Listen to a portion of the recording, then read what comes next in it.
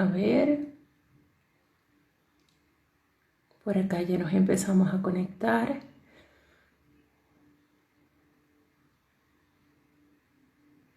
A ver.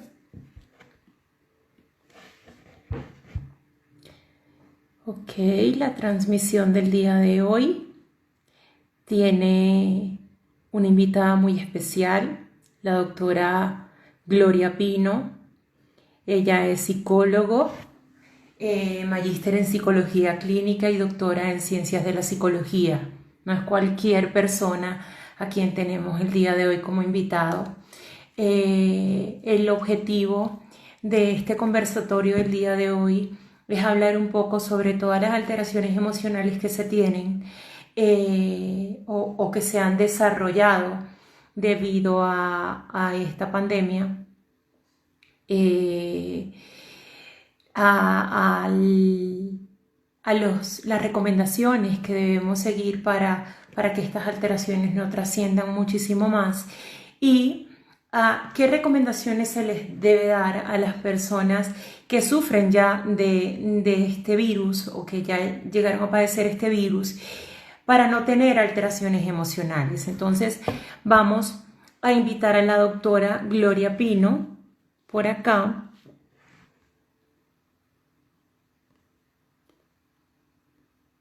en su cuenta.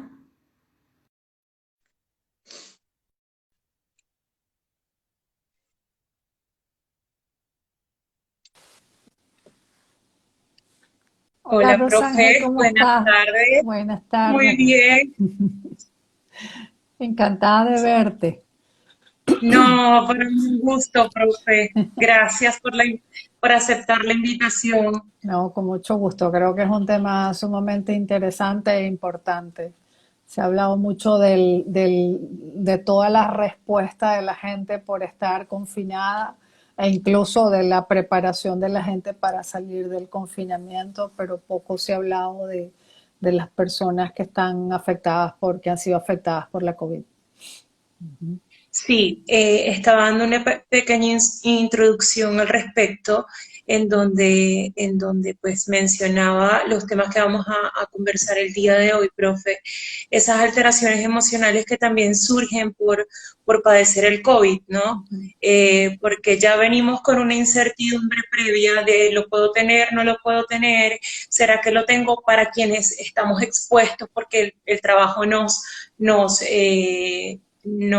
pide que salgamos a dar la cara, en mi caso. Ujú. Eh, pero no solo eso, también todas las alteraciones que ha traído esta cuarentena, digamos que todas las conductas que las personas han asumido de forma posiblemente nocivas para sí mismos y para las personas con quienes convivan, y a eso sumarle el salir positivo.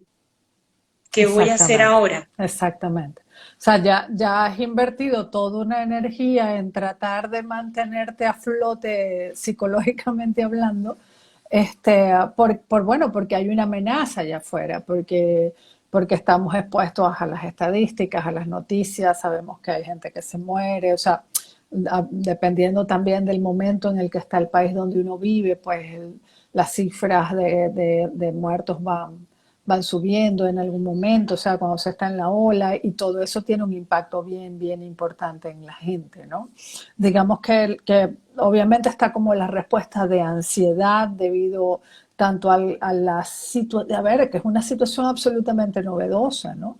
Entonces hay una respuesta importante de ansiedad porque hay mucha incertidumbre, no es algo a lo que nos hayamos enfrentado antes. Yo recuerdo cuando esto empezó, al menos acá, yo estoy en España y nos decían, bueno, esto va a ser como una gripe, ¿no? Y aquí todos los años muere gente de gripe. Claro, es distinto, pero aquí en diciembre, o sea, en el invierno, entre finales del otoño y el invierno, muere una cantidad importante de personas de gripe.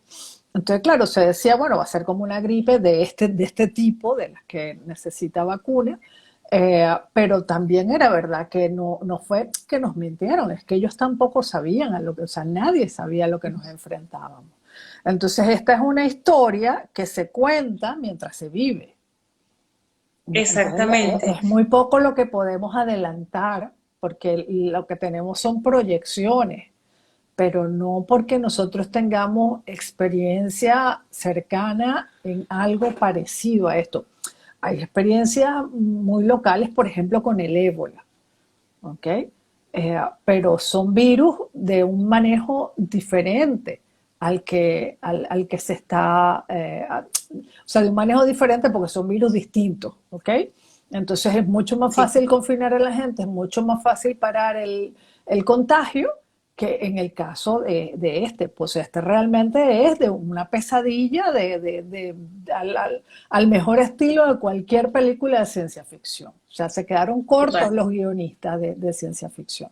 Entonces, por supuesto que hay una respuesta de ansiedad, eh, pero también hay un poco debido a que, a ver, nosotros no lo vemos, pero nosotros estamos invirtiendo una energía en el mantenernos en ese equilibrio y llega un momento en que nos cansamos, llega un momento en que empieza el Ujú. cansancio, empieza como una decepción pero bueno, ¿esto qué es? Haga lo que haga, no importa, ¿sabes?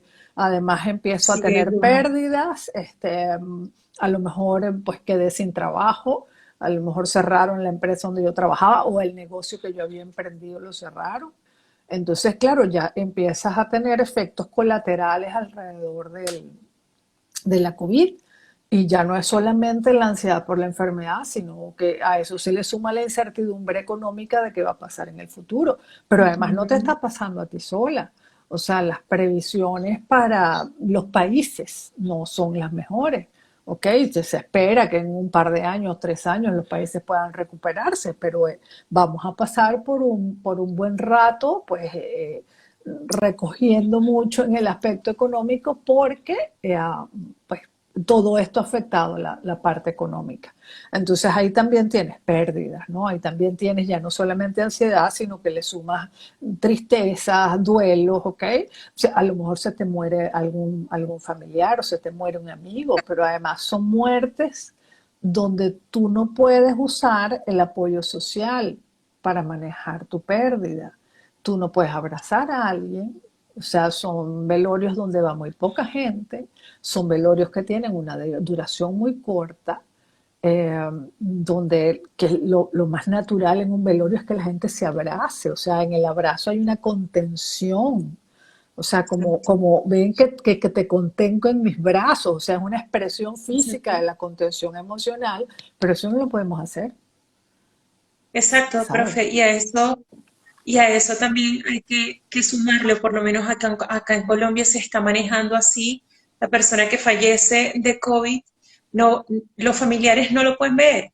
O sea, no se hace ese ritual, esos rituales que usualmente hacemos y que nos ayudan a llevar un duelo de una manera más, digamos que más llevadera, que no llegue a ser patológico, acá no se puede. Acá particularmente en Colombia la persona que fallece de COVID es una persona que la funeraria se lo lleva a cremárselo. Los familiares no tienen contacto con ellos.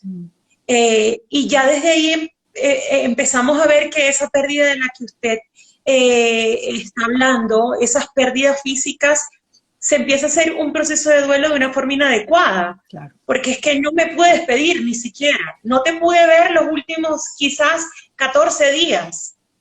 Claro, ahí hay que buscar la manera, hay que facilitar el proceso de duelo, porque es que, a ver, la pregunta es qué es lo adecuado. Lo adecuado es lo usual, porque Ujú. que no se haga de esa manera no es porque los gobiernos son malas personas y ahora no nos dejan despedir a nuestros familiares, es que lo que están haciendo es evitando el contagio, ¿ok?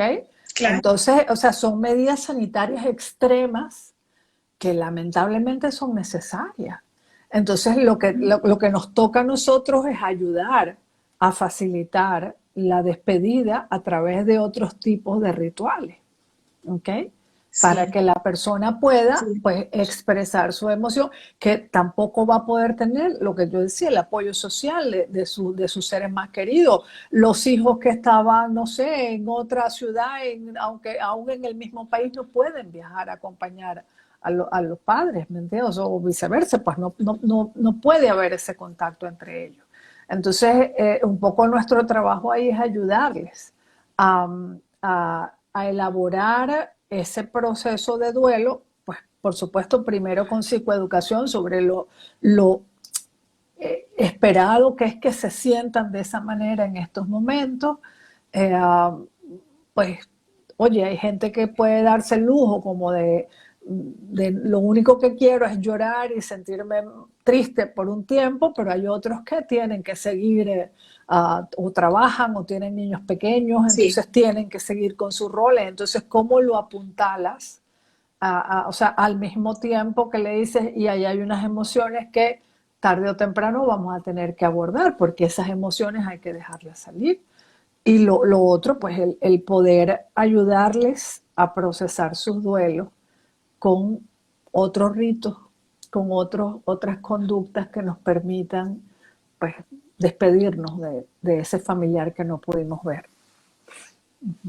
Exactamente, profe. Sin duda, para todos, los cambios son difíciles de asumir para todos, ¿no? Para unos más que otros. Y esto nos llegó, es una amenaza que nos llegó de pronto, como lo decía usted inicialmente, a todos sin ningún manual.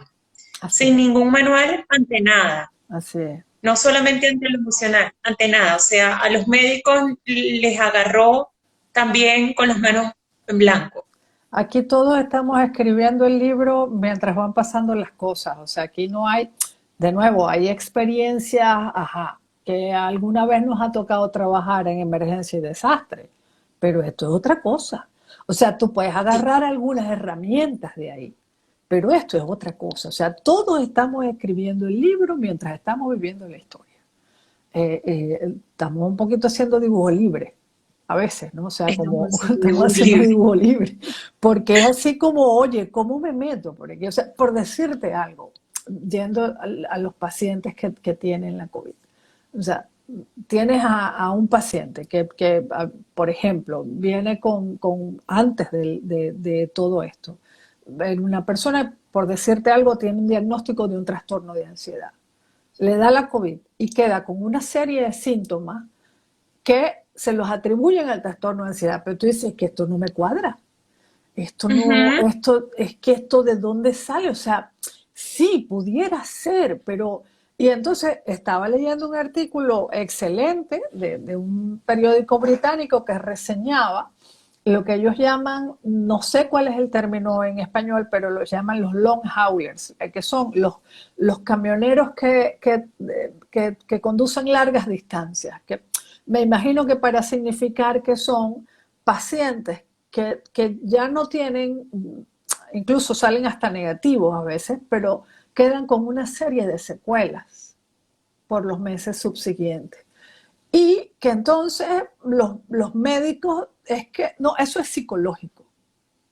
Y A todos. no es psicológico, ¿sabes? Entonces, claro, y uno dice, oye, bueno, será psicológico, pero es que tú dices, pero es que no me cuadra, o sea, sería muy forzado hacer de esta cantidad de síntomas algo psicológico. Y además siguen un patrón, ¿no? Entonces tienes el paciente que además de que ha pasado por una experiencia difícil, porque, a ver, te contagias de COVID y empiezas a pensar, oye, me irá a dar el suave, me irá a dar el que no es tan suave o me irá a dar el que me va a terminar llevando a un hospital. O sea, terminaré con un respirador, me iría a morir. O sea, oye, que te lo preguntas, pues, ¿no? O sea, es muy angustiante por la experiencia que estamos viviendo. Entonces, claro, pasas por eso y es lógico que quedes emocionalmente tocado, es sano, además. Es sano que tus emociones se movilicen en una circunstancia tan difícil, porque has pasado por una circunstancia que puede ser traumática. los que han estado hospitalizados, los que han estado entubados, o los que a lo mejor no han estado entubados, pero han visto que otros han sido llevados a cuidados Sí, intensivos. Entonces hay una experiencia traumática. Oye, que te inyectan, que te quitan, que te ponen, esas experiencias son traumáticas. O sea, el cuerpo biológico tiene un trauma que es para salvarlo, por Dios, ¿ok? Pero claro, trauma al fin y al cabo. Entonces, claro. aquí es sano que la persona responda con su esfera emocional, con ansiedad, con tristeza. O sea, pasa mucho sobre todo que usas tus mecanismos de afrontamiento, lo que yo decía, para mantenerse en equilibrio, para mantenerse, ok, o sea, como tratando de aguantar pasar esto, y una vez que pasa, te puedes deprimir, ¿ok? Y te deprimes porque psicológicamente estás sumamente cansado, estás agotado, ¿ok? Absolutamente. Entonces, Sí, ahí, claro, ahí el trabajo nuestro es como, bueno, como armar ese rompecabezas de que la persona tiene piezas, pero no sabe bien dónde encajan, ¿no? Entonces, acompañarlo, armar ese rompecabezas, pero además, haciéndole sentir que su respuesta emocional la puede tener claro. cualquiera, es esperada. O sea, que ha pasado por algo sumamente difícil, y bueno, que tiene todo el derecho del mundo a sentirse como se siente. ¿Ok? Y bueno, que ya pasó y que ahora hay que empezar a echar para adelante, ¿no? Con una experiencia de la que también se aprenden cosas. Exactamente. Estaba hablando casualmente ayer, yo trabajo, aparte de Vimedia, yo trabajo en una clínica oncológica Ujú. y ayer estaba hablando con una de mis pacientes, quien, aparte de tener un diagnóstico hematológico, padeció de COVID.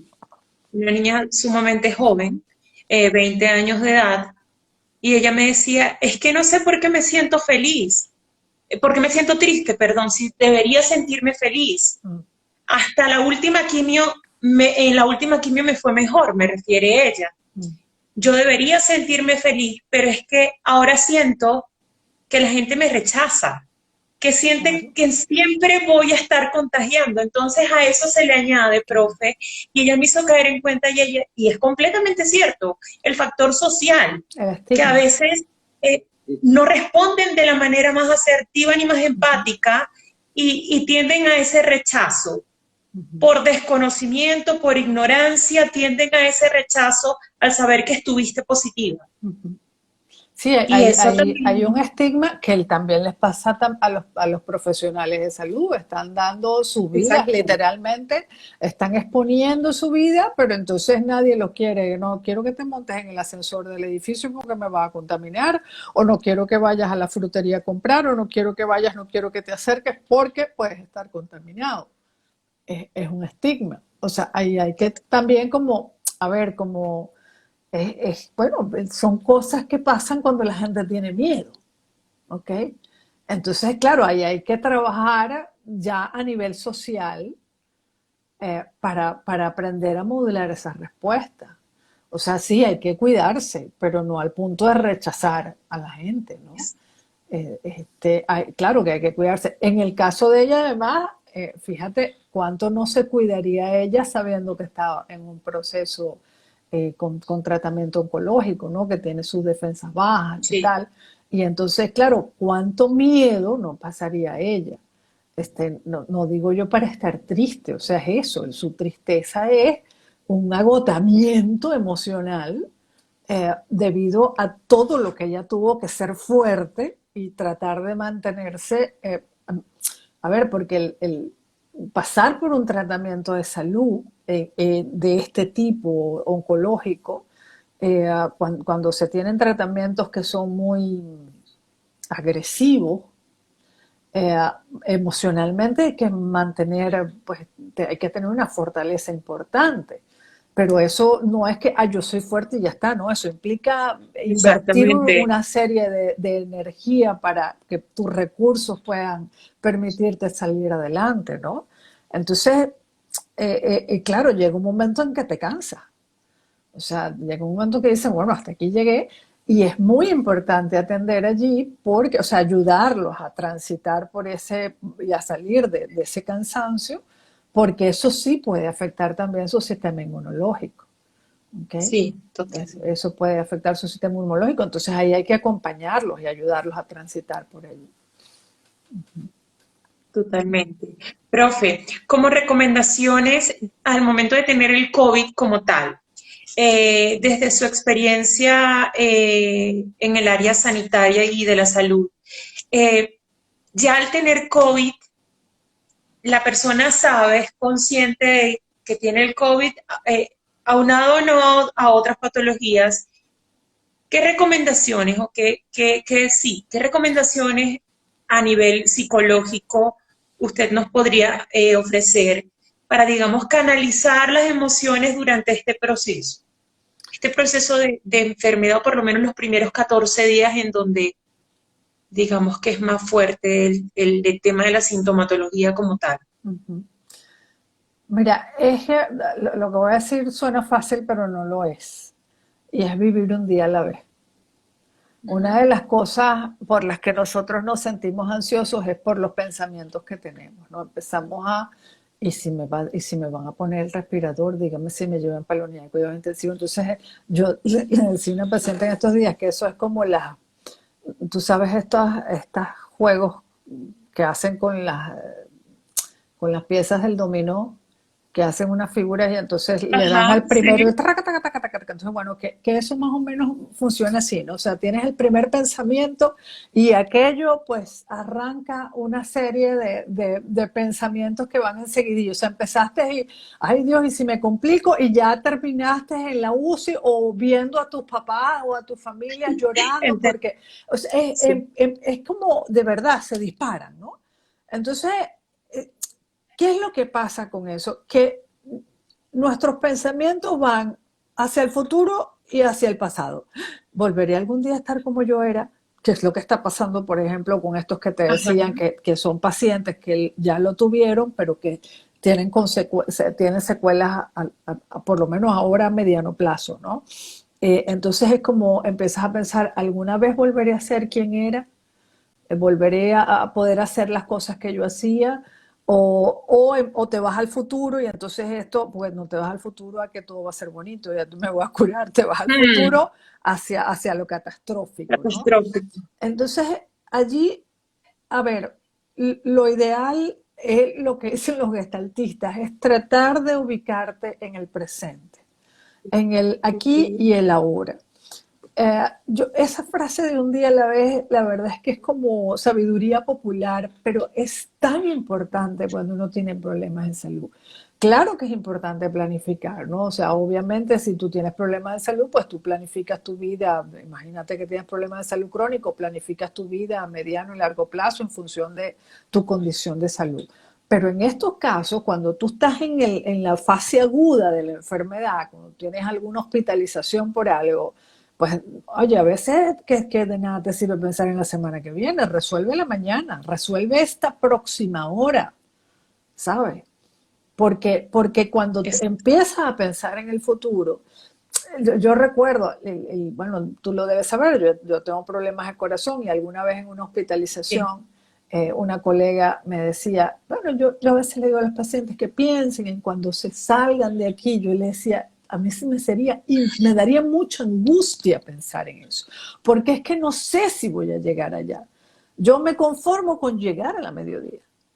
Y en la mediodía me conformo con llegar a las 6 de la tarde, ¿sabes? O sea, yo trataba de vivir por raticos, Sí, porque a muy corto pensar, plazo. claro, porque, bueno, yo llegué a estar entrando y saliendo de clínicas 3 meses, entonces pensar en 6 meses era Dios y llegaré, no, yo no sé si voy a llegar dentro de 6 meses. Entonces un poco es esto, ¿no? El tratar de vivir en el momento presente, el tratar de ser colaborador, entender qué es lo que me están haciendo ahora, de qué manera yo puedo mejorar esto, por ejemplo, no pasar mucho tiempo acostado, sobre todo si tienes afectación en los pulmones, o sea, qué cosas puede hacer la persona para ayudar a su tratamiento, un poco también para que sienta que también tiene un poco de control sobre la situación, porque exactamente. una de las cosas que pasa es que uno se siente, hay un perol que vienen, lo pullan, lo bichan, pero ¿qué control tengo yo sobre la situación? ¿Qué puedo hacer yo para mejorar? Y hay herramientas que nos permiten trabajar un poquito con esto del estar en el presente, en el aquí y el ahora, como el mindfulness, por ejemplo, ¿ok? Exacto. Quizás en el momento, si la persona está hospitalizada, si tienen, porque entiendo que hay muchos dolores musculares en las articulaciones, pues no lo vas a poner a hacer yoga porque le va a doler más, pero a lo mejor en la recuperación sí le va a servir hacer yoga. También puede trabajar, por ejemplo, la relajación, no la progresiva de Jacobson, sino la de Schutz, que es con sensaciones, ¿sabes? Ujú. Que la persona Sí, pueda lograr relajarse a través de sensaciones corporales. Eh, claro, también va a depender de la persona, porque si tienen trastornos de ansiedad, ataques de pánico, ese tipo de relajación no es adecuada. Pero, por ejemplo, el mindfulness sí puede hacerlo, el trabajar, claro, tienes la respiración, si estás en el momento en que tienes la enfermedad, es difícil hacerlo. Pero hay cosas que sí puedes hacer, o sea, hay cosas que sí pueden hacerte mantener en el presente. Y aún cuando estás hospitalizado, tú puedes tratar de hacerte una estructura, o sea, ajá, ahora en la mañana, lo bueno en los hospitales es que tienen una rutina y es inamovible. Entonces, eso hace que la vida se te vuelva un poquito predecible, ¿no? Ajá, ya sé que a las 5:30 de la mañana entran las enfermeras, ya, ok, ya son las 5:30 de la mañana, ahora esto, ahora lo otro, ya llegó el almuerzo, ok, mediodía que se fue, gracias a Dios, otro que venga, pues. Y así exactamente. es como el poder sentir un poquito de control y de que las cosas son predecibles, ¿ok? Pero básicamente es vivir un día a la vez, vivir el presente. Y eso, y el tratar de colaborar, qué cosas puedo hacer yo para estar mejor. Ahí, por Tratar de supuesto, ser adherente de cierta manera también a los tratamientos, ¿no? exactamente, Eh, exactamente. y yo creo que a pesar de estar aislados, en estos momentos la tecnología nos ayuda muchísimo porque puedes estar aislado y, pues alejado de todo el mundo, pero al mismo tiempo podemos proporcionar ese acercamiento a través de los medios tecnológicos a los pacientes que Sí, estén en las condiciones. sí. Y eso de Eh, cierta manera les ayuda y les motiva. Tengo una amiga que trabaja en una casa donde atienden adultos mayores, en un centro donde atienden adultos mayores, y ellos, una de las cosas que hicieron fue comprar tablets para que los señores, las señoras, los que estaban, los residentes, pudieran comunicarse con su familia. Entonces, parte de su trabajo todos los días era hacer las videollamadas para que pudieran hablar con su familia. Y eso, claro, es súper importante porque una de las cosas que es básica en salud es el grupo de apoyo. O sea, el sentir que tienes redes Ujú. de apoyo, ¿sabes? Eso es el estar con el otro, el poderte desahogar, el poder hablar con el otro hace que te sientas mejor. Entonces, claro, debido al aislamiento, esta persona le es difícil hacerlo. Entonces, el que pueda tener su teléfono, el que pueda hablar por teléfono es importante. El que la familia esté, o sea, mira, no estamos ahí, pero estamos pendientes, estamos contigo, estamos... Yo he tenido dos sobrinos con COVID, uno de ellos estuvo hospitalizado y ahí estábamos, enviándole mensajes, preguntándole todos los días, ¿sabes? Como, bueno, y dándole ánimos, pues gracias a Dios los dos salieron de eso, pero Ese apoyo es importantísimo. Yo considero, profe, que como seres biopsicosociales que somos, este virus ataca todos esos componentes. así, Y parte de nuestro trabajo como profesionales de la salud mental y emocional es tratar en la medida de lo posible de buscar por lo menos un equilibrio o tratar de mantener estos factores que nos hacen ser seres biopsicosociales. Como usted lo decía, esto es un trabajo, deberíamos empezar a darle ya un tinte más social, porque creo que ya está teniendo esa influencia, tanto de forma negativa como de forma positiva. Sí, creo que, a ver, a ver, en la parte biológica, digamos, los médicos, los investigadores están haciendo su trabajo en esa área. Creo que es importante ni que los médicos atribuyan los síntomas a lo psicológico, ni que nosotros psicologicemos los síntomas físicos. O sea, creo que hay que mantenerse alerta ahí de que muchas cosas que estamos diciendo que son ansiedad pueden ser secuelas de la COVID. Y sí, definitivamente hay que trabajar a nivel comunitario. Sensibilizando a la gente, ¿no? sobre lo que es esta enfermedad.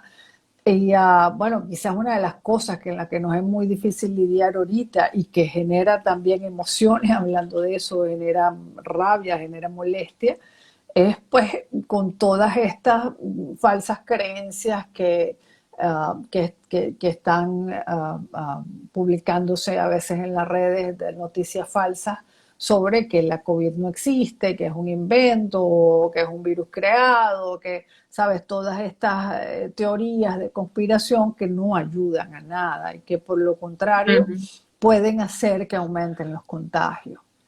Entonces, ahí es complicado porque digamos que esa parte de las noticias falsas no es exclusivo de la COVID, eso ya venía desde antes, sobre todo en el área de la política, pero que es algo a lo que realmente los psicólogos sociales tienen que meterle el ojo, porque es sumamente complejo. Todo este movimiento antivacunas, por ejemplo, que en estos momentos se demuestra que puede ser realmente mortal para la gente. Y que tú digas, bueno, es mi decisión y es mi cuerpo, pero es que no, porque tú me lo puedes pegar a mí. Exacto, Entonces, afectas a otro. exactamente. O sea, si es tu decisión y tu cuerpo, bien, pero cuando tu decisión me afecta a mí, ya no es una decisión solamente tuya. Entonces ahí también tenemos que meternos a entender cómo está funcionando eso, ¿no? Y cuál es la mejor manera de combatirlos, que por supuesto es con buena información, enseñándole a la gente a informarse, sin infoxicarse, pero sí informarse. Exacto. Ni sobrecargarse, ¿no? Porque es otra de las cosas que está generando tanto pánico, la sobredesinformación, como la llamo yo. La gente de cualquier red que se está queriendo informar, de cualquier fuente, y ya llegan a un punto de caer en pánico por todo lo que leen, que realmente no te va a sumar a ti como persona, no te va a sumar, ya conociendo cómo debes protegerte para proteger a los otros. Sí, sí, Las personas están en un tema ya vicioso, diría yo, claro de querer todos los días saber qué está pasando. que lo que hace es alimentar esos pensamientos catastróficos de los que hablábamos, ¿no? Total. Entonces terminas sintiéndote sumamente ansioso y terminas en eso de, oye, ¿estaré ansioso o tendré COVID? ¿Sabes? O sea, no sé si lo que tengo es que, oye, me dolió por aquí, ¿será que tengo COVID? O sea, empiezas ahí en un círculo vicioso de ver noticias y sentirte mal y estar alarmado y ver más noticias. Entonces, yo siempre les digo, mira, una máximo 2 veces al día y sobre todo escoger la fuente. ¿De qué fuente me estoy informando? Mira, yo cuando aquí fue el pico de la pandemia en abril, yo veía todos los días la rueda de prensa que daba el encargado de la parte epidemiológica. Pero cuando llegamos ya nosotros sobrepasamos los 1.000 muertos diarios. Cuando llegamos ahí, llegó un momento en que dije, yo no puedo, ¿no? O sea, yo no puedo seguir viendo esta rueda de prensa porque es que después de la rueda de prensa yo no servía para nada. Yo me sentaba a llorar la rueda de prensa, a pensar en la familia y dije, ¿yo qué estoy haciendo? O sea, esto no me ayuda, ni yo estoy ayudando a nadie con esto.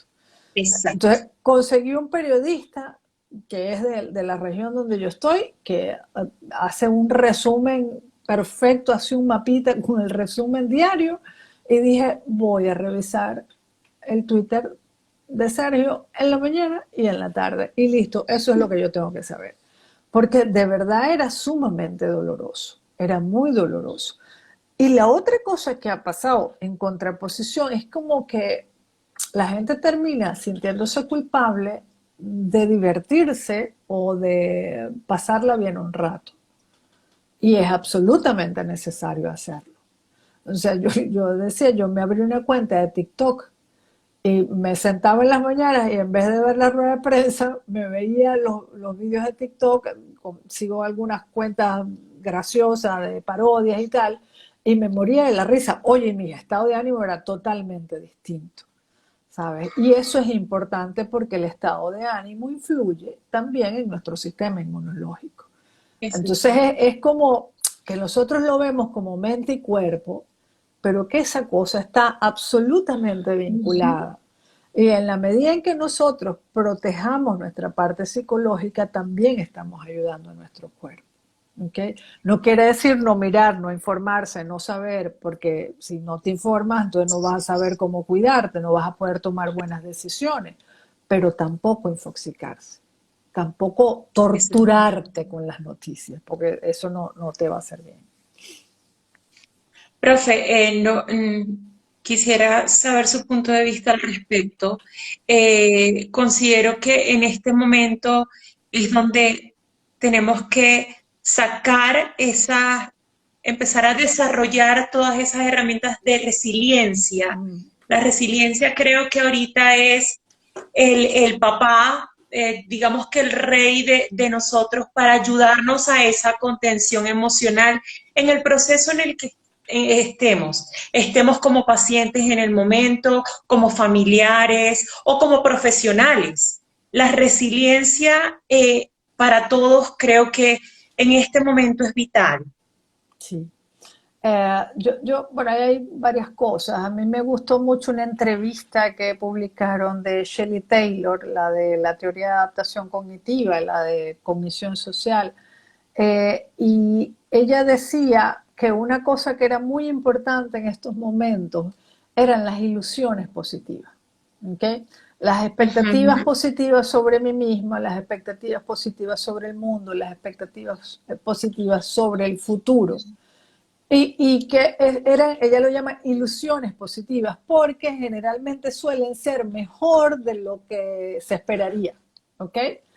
Eh, pero él lo dice y lo ha estudiado, que eso está vinculado también con el estado de salud. Entonces, yo sí creo que es importante como, a ver, una cosa que va a ser si tú tienes las ilusiones positivas, es que eso también funciona como una selectividad de la percepción de las cosas buenas que pasan, ¿no? Y por supuesto que ayuda a mantener un estado de ánimo. La resiliencia yo la veo más como el producto, o sea, ¿qué estoy aprendiendo de esto? Yo publicaba en estos días en mi cuenta y decía, a ver, ¿qué he sacado aquí? Bueno, una cosa es que me estoy organizando mejor. O sea, una cosa que me ha pasado en esta pandemia es que he aprendido a organizarme mejor. Una cosa es que yo estoy contactando con más gente querida, gente importante para mí, desde que comenzó la pandemia que antes de la pandemia. Yo hace 5 años que me fui de Venezuela y siempre he estado en contacto con mis amigos de allá. Pero ahora además estoy inventando cosas con mis amigos, ¿sabes? Que vamos a estudiar tal cosa y vamos a tal. Y entonces, bueno, a fulano lo llamo los viernes y a Mengano lo llamo los domingos. Y es algo que yo quiero que permanezca así en mi vida. O sea, es algo nuevo para mí, que tenía contactos, pero que no eran como tan constantes, pero que me hace sentir sumamente bien y creo que a ellos también. Entonces es algo que quiero hacer. Y esas cosas van formando esa capacidad que nosotros tenemos para rehacernos a pesar de las circunstancias, para mantenernos a pesar de las circunstancias. Otra cosa me parece genial, también leí un artículo, no puedo recordar el nombre de él, es un modisto famoso español, que él tiene un programa aquí en la televisión, un programa de concursos, así como los de cocina, pero de diseñadores de moda. Y él decía, el artículo que salió en el periódico era sobre su experiencia como voluntario de la Cruz Roja. Y él decía que la primera semana la había pasado metida en su casa, lamentándose y deprimido porque no podía salir, porque no podía hacer su vida y no sé cuánto. Y una amiga le dijo, oye, ¿por qué no te haces voluntario de la Cruz Roja? Dice que fue lo mejor que pudo hacer, ¿ok? Que voluntario hice, pero raso, pues, o sea, llenar cajas de comida, cargar cajas, mover cajas, meterlas en la camioneta, repartir las cajas, o sea, no era que porque él era famoso iba, no, no, no. Hacer su trabajo como lo haría cualquier voluntario. Y él dice que para él eso fue genial. O sea, eso lo hizo sentir mejor porque eso le dio un propósito, le dio un sentido a todo lo que estaba pasando. Él podía ayudar gente, ¿sabes? Había gente que tenía un beneficio de estas conductas que él estaba haciendo. Y son las conductas prosociales. Y en estos Claro. momentos tan difíciles es muy, muy importante que tengamos conductas prosociales. Hay gente que está haciendo voluntariado, atendiendo a personas, por ejemplo, la atención psicológica. Yo siempre he dicho que estoy súper orgullosa de mi gremio, porque siempre en estas circunstancias, de los primeritos que sale el gremio de los psicólogos venezolanos a decir, estamos prestando atención gratuita, estamos prestando atención gratuita. Entonces, pero no solamente ellos, están los psiquiatras, hay muchos médicos que lo están haciendo, mira, llámame por teléfono y te puedo atender para ver si tienes COVID o no tienes, o sea, por lo menos para hacer una primera Listo. atención, exactamente. Hay gente que se está organizando para llevarle comida a adultos mayores que viven solos. Hay gente que es voluntaria de llamar por teléfono a esos adultos mayores para preguntarles cómo están, cómo se siente, qué ha hecho, qué no ha hecho, para conversar un ratico. Y eso me parece Sí. genial. O sea, esas son conductas prosociales que también nos ayudan. La resiliencia yo lo veo como eso, como el producto que va a salir después de todo esto, con toda esa cantidad de aprendizaje que nosotros vamos a tener y que definitivamente nos van a hacer más fuertes. Después de la tormenta, se ve mucho, yo lo veo en padres de chicos que tienen enfermedades raras, por ejemplo, como te dicen después, ¿no? Oye, yo miro hacia atrás y no, lo fuertes que somos, todo lo que hemos pasado, lo que hemos aprendido como familia, ¿sabes? Y eso es lo que yo creo que estamos pasando ahora. Y bueno, que vamos a lograr el poder encontrar esas cosas que vamos a aprender con esto, pues, y que vamos a poder incorporar a nuestra vida. Y ojalá seamos más prosociales, ojalá seamos eh, menos, a ver, que no juzguemos tanto, un poco lo que Sí. decías del estigma de, oye, ¿quién tiene, quién no tiene? El desarrollar un poco la empatía, el ponerme en el lugar del otro, ¿no? El tratar de Exactamente. entender, esto es una experiencia, es como un experimento, un gran experimento social. Y ver cómo vamos a quedar como sociedad. Yo espero que estemos aprendiendo cosas, que, que estemos Sí, reflexionando sobre eso. sí. Eh, Indiscutiblemente, profe, pienso que el componente cognitivo es la base de todo. Y creo que estamos bajo la misma línea, darle un manejo a ese componente cognitivo para impactar en la emoción, eh, indistintamente de la fase en la que estemos. Sí.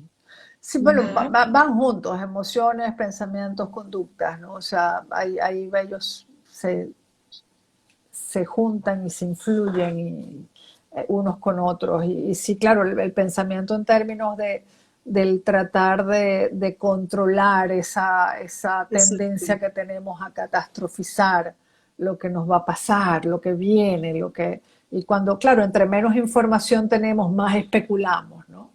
Entonces Exacto. ahí es como, ok, ponte presente, ¿no? Hay cosas, por ejemplo, hermosísimas que se están haciendo con arte terapia. que también es una manera de mantenerte en el aquí y el ahora, ¿no? Gente que hace mandalas preciosas, gente que pues está tejiendo, está bordando, que tiene habilidades manuales y lo hace, gente que está trabajando el vidrio, gente que ha aprendido a hacer pan, ¿sabes? Pero nosotros nos quejamos siempre que no tenemos tiempo para hacer esas cosas. Ahora Exactamente, yo te iba a tienes el decir eso. tiempo para hacerlo, ¿ok? Exacto. Pero además ahora puedes disfrutar haciéndolo. Porque antes a lo mejor lo hacías, pero era así como que, bueno, voy a quitar tiempo de esto, voy a Apresurado. tal, exacto, ¿no? No, ahora tienes tiempo para hacerlo, tiempo para disfrutarlo. Ahora a lo mejor puedes enseñar a tus nietos a hacerlo, a tus hijos. Es el compartir ese tipo de cosas, el hacer juegos en familia, el vincularnos con el otro, ¿no? Y es una gran oportunidad para hacerlo y mantenernos haciéndolo, ¿no? Porque, ay, se fue la COVID, entonces la idea es fortalecer esos Exacto. vínculos. Uh-huh.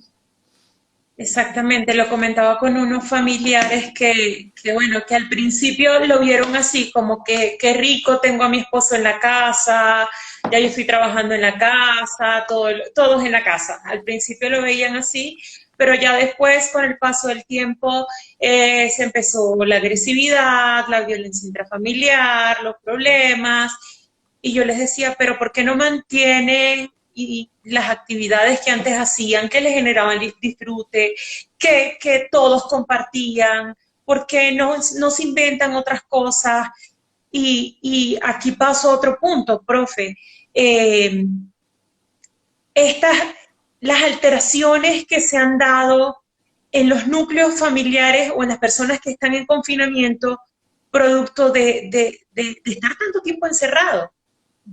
¿Qué hacer cuando ya se llegan a conductas nocivas, tanto para mí como para terceros? Porque tuve un caso, o lo tengo cuando vuelva a mi trabajo, de una familia que una de las cabezas del hogar cayó en consumo de alcohol diario, y eso lo lleva a ser agresivo cuando ya tiene altos consumos de alcohol en su cuerpo, y obviamente eso ha detonado una serie de conductas que antes no tenían sus niños. Entonces la Claro, estructura familiar se ha claro. visto bastante movida.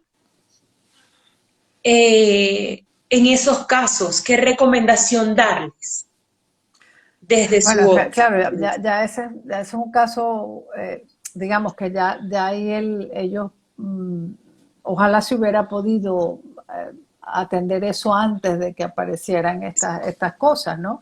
Porque Sí. obviamente si él no tenía estas conductas previas al confinamiento, pues y obviamente le está manejando toda la angustia que le genera el confinamiento a través del consumo de alcohol.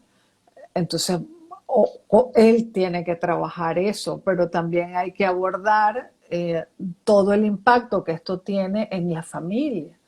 O sea, como familia y como pareja y además con los niños. O sea, me imagino el impacto emocional que eso tiene en los niños, ¿no? Y pues ojalá que sea una pareja que pueda continuar y que una familia que pueda mantenerse unida, pero cuando ya llega la violencia doméstica a veces es complejo, ¿no? Y que sean atendidos por un especialista en el área. Sí. Eh, sí, Ya llegó a ese punto,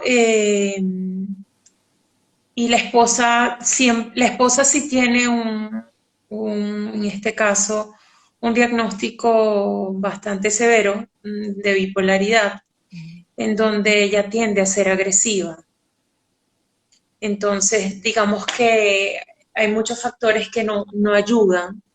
claro. Ella dejó de medicarse porque consideró que eso la hacía más vulnerable al COVID, Mm, entre otras cosas. Retomando un poquito el tema y para cerrar, profe, considero que me incluyo porque salí positiva para COVID, que existimos varios tipos de pacientes que fuimos portadores del virus, como usted lo dijo inicialmente.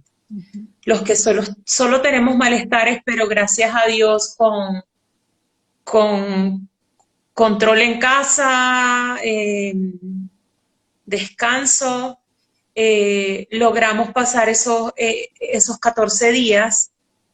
También nos van a quedar secuelas, pero secuelas que no nos limitan, afortunadamente. Existen otros tantos que lamentablemente no llegan a librar esta enfermedad y terminan falleciendo. Y existen otros que quedan con secuelas muchísimo más graves, más que todo respiratorias, ¿no? Sí. Considero que es importante, una vez que pase este tiempo, y como recomendación a todas las personas que nos puedan estar escuchando, buscar ayuda psicológica para estas personas y para la familia, no solamente para el paciente, sino para la red de apoyo. Porque a veces creemos que te estoy ayudando colocándote todo, moviéndote para todos los lugares, y terminan siendo conductas contraproducentes para el propio paciente. Entonces, dentro de las recomendaciones que para el cierre de esta conversación quisiera dar es, si alguno de los que nos escuchan estuvo positivo, tiene algún familiar positivo, conoce a alguien que estuvo positivo, busquen ayuda psicológica tanto para el paciente como para la red de apoyo.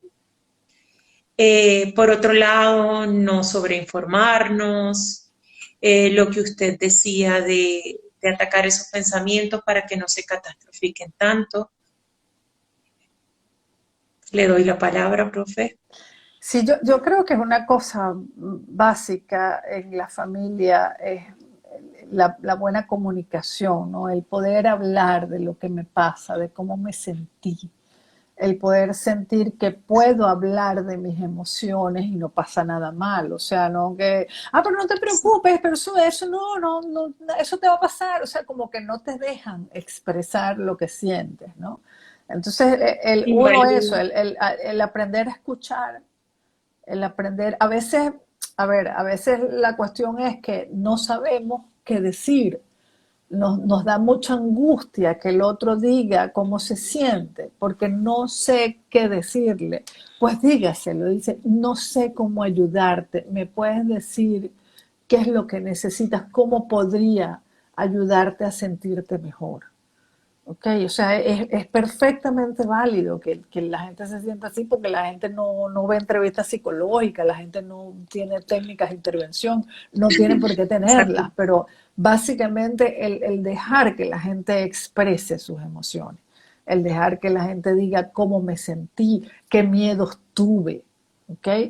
Ahora, el que no quiere hablar, tú no lo puedes obligar. El que no quiere hablar, pues no hable. Ahora, lo que sí importa es que sepa que si algún día quiere hablar, usted va a estar allí para escuchar. Creo que simplemente el poder comunicar, el poder poner en palabras la experiencia de haber pasado por la COVID, ya de por sí es bueno para la gente, ¿sabe? Y el saber que el otro te escucha, que el otro, a lo mejor eso le da pie para entender cosas que ahora no entiende de cómo usted se comporta. Pero, mira, es que yo no me hubiera imaginado que era así, que pensaste eso, que pasaste por eso, ¿sabes? Y no hay soluciones mágicas, simplemente oiga, escúchelo, apóyelo y abrácelo, que si ya no tiene COVID ya lo puede abrazar. Sí, así es. Por mi parte, sí creo mucho que tenemos que buscar siempre una enseñanza de toda crisis. O sea, ¿qué voy a aprender de esto? Porque lo que no puedo cambiar definitivamente no lo puedo cambiar, pero en mí sí puedo generar un cambio. Pero depende de mí si ese cambio va a ser positivo o negativo. Particularmente voy a hablar de mí. Siempre estuve con ganas de hacer el curso de primeros auxilios en la Cruz Roja y primeros auxilios en la Cruz Roja y primeros auxilios por tener los conocimientos, porque creo que todos tenemos que tener Sí. conocimientos básicos de primeros auxilios. Y el estar ahorita en mi casa confinada, aunque con malestar, me permitió iniciar mi curso, así sea virtual. Entonces, creo que depende de cada uno de nosotros, Ujú. que todos tenemos que poner, por muy mal que nos sintamos, y ahora sí les hablo como paciente COVID, todos tenemos que buscar un qué voy a hacer hoy, así sea acostados en la cama, porque entiendo que hay fatiga, que nos cansamos con facilidad, los que estamos en la casita. Ujú. Es válido dormir nos va a ayudar muchísimo, pero cuando estemos despiertos, en lugar de dar paso a esos pensamientos catastróficos de los que usted hablaba, profe, dar paso a pensamientos más nutritivos o a información más nutritiva, como bueno, si me gusta la cocina, voy a ver qué curso me busco y me hago por internet. Gracias a Pero Dios, ahorita los medios, yo una ahorita sí que apoyo todos los medios. Perdonen, profe. de las cosas que te decía antes, que qué podía hacer la gente para mantenerse en el aquí y el ahora. Yo si buscan mi cuenta, en mi bio, tengo un link donde hay un botón que dice material para la cuarentena, una cosa así. Y ahí tengo un listado de páginas de videos de YouTube para respiración diafragmática, para relajación progresiva, para yoga sentado. O sea, si usted nunca ha hecho yoga, si usted o es un adulto mayor y le da miedo, yoga para principiantes. Es más, hay un curso de mindfulness que dura como 2 meses y es gratuito. O sea, son recursos que están allí y que la gente los puede usar. Uh-huh. Exactamente, exactamente. Profe, qué honor volverla a ver, qué honor que haya aceptado mi invitación. Muchísimas gracias. Mi Encantada. admiración por siempre para usted. Espero volver a tenerla en otras circunstancias. Sí, señor, con mucho gusto, de verdad encantada, Rosalín, de verdad que esto ha sido parte de lo bueno que ha traído la COVID, el reencontrarme con gente muy querida que me trae muy buenos recuerdos. Sí, así es.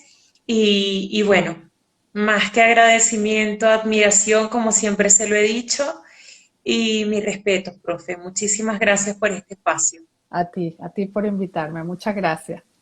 Que esté muy bien y que su salud y su familia y todos estén muy bien. Amén, así será. Muchas gracias.